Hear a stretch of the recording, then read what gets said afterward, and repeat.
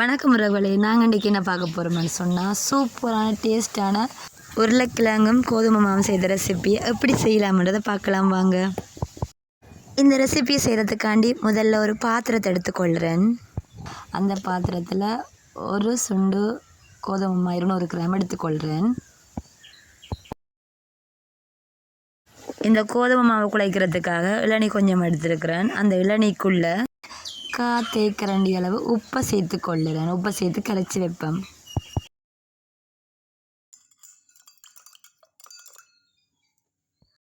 இதுக்காக நான் ஒரு அவிச்ச உருளைக்கிழங்கு ஒன்று எடுத்துக்கொள்கிறேன்.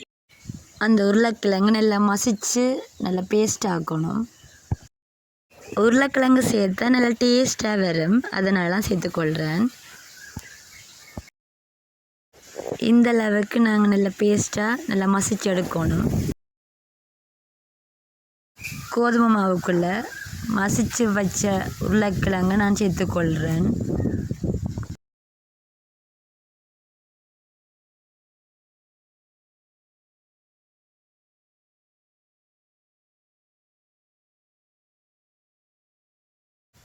உருளைக்கிழங்கை சேர்த்துட்டு இப்போ நல்லா மாவோட நல்லா பிசைஞ்சு கொள்ளணும்.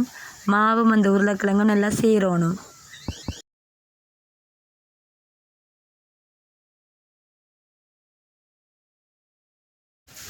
மாவோட உருளைக்கிழங்கு நல்லா சேர்ந்த பிறகு இப்போ கொஞ்சம் கொஞ்சமாக தண்ணியை விட்டு மாவை குழைச்சி கொள்ளுவேன். ரொட்டி மாவு பதத்துக்கு வரும் வரை மாவை குழைச்சி கொள்ளுவோம். ஆனால் தண்ணி நல்லா விடக்கூடாது. இந்த உருளைக்கிழங்கு சேர்த்ததுனால கொஞ்சம் களித்தன்மையாக இருக்கும். தண்ணி அதிகமாக விட தேவையில்லை.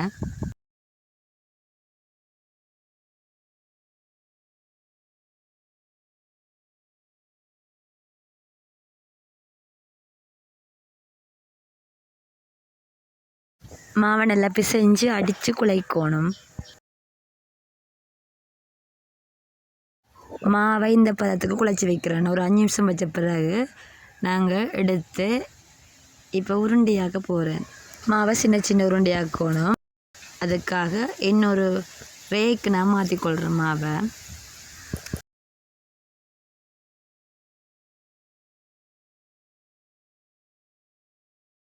எப்படி மாவை உருட்டிட்டு அதுக்கு பிறகு என்ன சைஸில் நாங்கள் உருண்டையாக போகிறோமோ அதை நான் வெட்டி கொள்கிறேன்.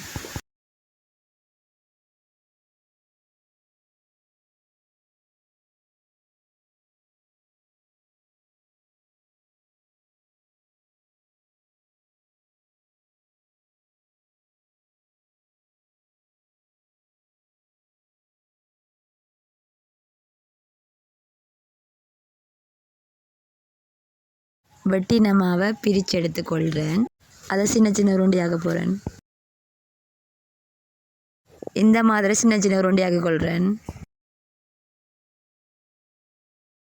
எனக்கு இந்த அளவு உருண்டைகள் வந்தது பாருங்க. உருண்டையாக்கின மாவை எண்ணெய் சட்டிக்குள்ளே போட்டு நான் பொரிச்செடுக்க போகிறேன். வேகமாக போடணும். எண்ணெய் கொதித்த பிறகு தான் ஒவ்வொரு உருண்டைகளை நாங்கள் வேகமாக போட்டு எடுக்கணும்.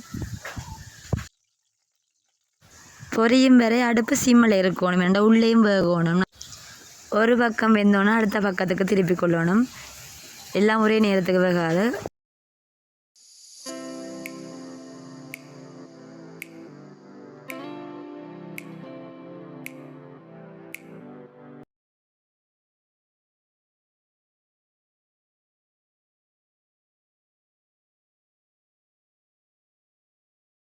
கொஞ்சம் கொஞ்சமாக தான் வேகும். வெந்ததுகளை நாங்கள் எடுத்துக்கொள்ளணும்.